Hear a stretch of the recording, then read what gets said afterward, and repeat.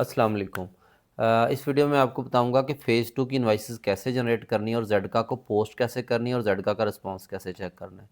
सबसे पहले तो आपने अपने जो एग्जिस्टिंग कस्टमर्स हैं उनमें अंदर डाटा एज़ पर रिक्वायरमेंट ऑफ ज़ेडका हमने डालना है। अब उसके लिए आप सेल्स में चले जाएँ, सेल्स सेटअप्स में चले जाएँ। यहाँ पे है आपके पास कस्टमर। अब कस्टमर में क्लिक करेंगे तो यहाँ पे फॉर एग्ज़ाम्पल हमारे पास ये एक कस्टमर है, ठीक है।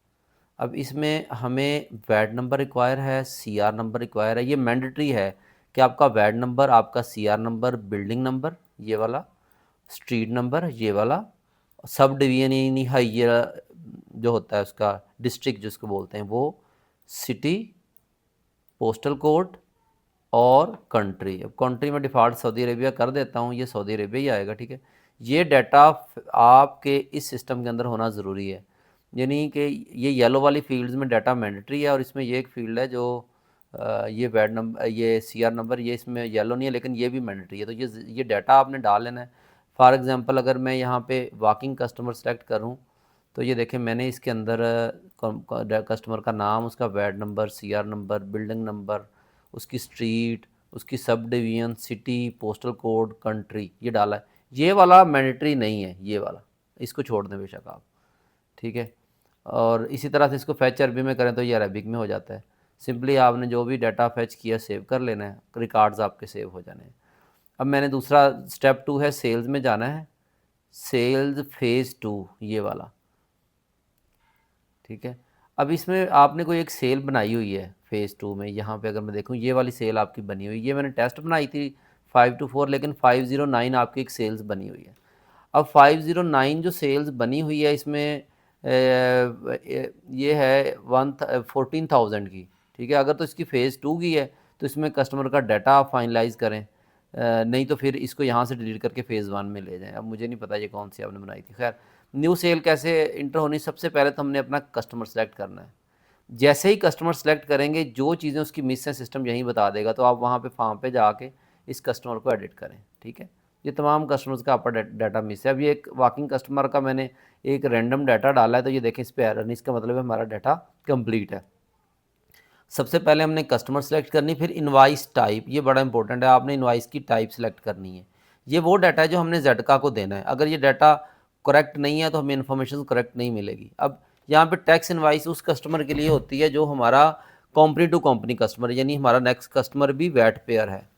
सिंप्लीफाइड टैक्स इनवाइस उस कस्टमर के लिए होती है जो वर्किंग कस्टमर है, जिसका वैट एग्जिस्ट नहीं करता। इसी तरह से दो क्रेडिट नोट है, क्रेडिट नोट टैक्स इनवाइस और डेबिट नोट टैक्स इनवाइस। अब क्रेडिट नोट क्या है, सेल रिटर्न है। अब फेज़ 1 में आपकी सेल रिटर्न के फॉर्म से डलती थी, फेज़ 2 में आपकी सेल रिटर्न भी इसी फॉर्म से डलनी है। फिर इसी तरह से credit note simplified tax invoice यानी कि वर्किंग कस्टमर वाला क्रेडिट नोट, इसी तरह से डेबिट नोट। तो ये सारे यहाँ से ऑप्शंस डिफ़ॉल्ट ये सिलेक्ट होगी लेकिन दूसरी आपने करनी है। पेमेंट मेथड सेलेक्ट करना भी ज़रूरी है। हमने जेडको को बताना है कि हमारा कैश है, बैंक है, चेक है, क्रेडिट कार्ड है, डेबिट कार्ड है या अदर मीन है, अगर कोई और तरीका है तो, ठीक है। क्योंकि क्रेडिट है यानी अदर मीन, अगर अगर क्रेडिट इनवाइस है, पेमेंट नहीं हुई तो फिर आपने अदर मीन कर लेना है, ठीक है। अब यहाँ पे सिंपली आपने अपना आइटम सेलेक्ट करना है। फॉर एग्जांपल मैंने ये वाला आइटम सेलेक्ट किया, ठीक है, इसकी क्वांटिटी सेलेक्ट की और इसका रेट सेलेक्ट किया। मैं एक डमी इनवाइस आपको बना के दिखाऊंगा ताकि आपको आइडिया हो जाए। अच्छा, यहाँ पे वैट की स्कीम वैट है, यहाँ पे स्टैंडर्ड टैक्स है। ये 3-4 स्कीमें हैं, इनकी 3 स्कीमें हैं, स्टैंडर्ड टैक्स, एग्जाम्प्ट टैक्स और ज़ीरो टैक्स। अब चूँकि आप स्टैंडर्ड टैक्स की कैटेगरी में आते तो आपकी डिफ़ॉल्ट यही रहेगी।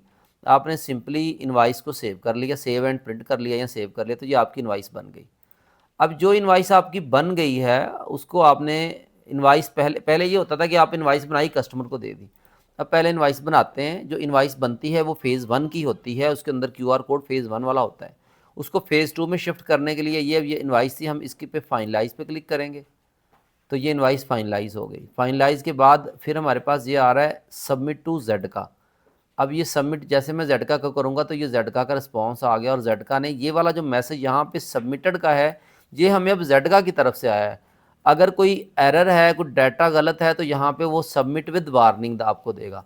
अगर उसने सबमिटेड सक्सेसफुल दे दिया तो बात ख़त्म हो गई, हमारी इनवाइस ठीक है। अच्छा, अगर यहाँ पे एरर आता है तो यहाँ पे आप जेड रिस्पॉन्स वाली फ़ाइल को ओपन कर लेना है, ठीक है, इसको ओपन करेंगे तो अब यहाँ पे ये देखें मैसेज, एरर मैसेज कुछ नहीं है, कोई वार्निंग नहीं, पास है स्टेटस। अब अगर यहाँ पे एक एरर मैसेज होगा, यहाँ पे एरर मैसेज, यहाँ लिखा हुआ है, यहाँ पे एक मैसेज होगा जिसमें वो बताएगा कि आपने ये मिस्टेक की है। तो अगर कभी आपकी सबमिट विद वार्निंग आए तो यहाँ से आपने वार्निंग चेक कर लेनी, ताकि नेक्स्ट टाइम आपको वार्निंग ना आए, जो डाटा मिस है वो आप यहाँ पे डाल सकें। तो ये मैकेनिज़्म है फेज़ 2 में इनवॉइसेस सबमिट करने का।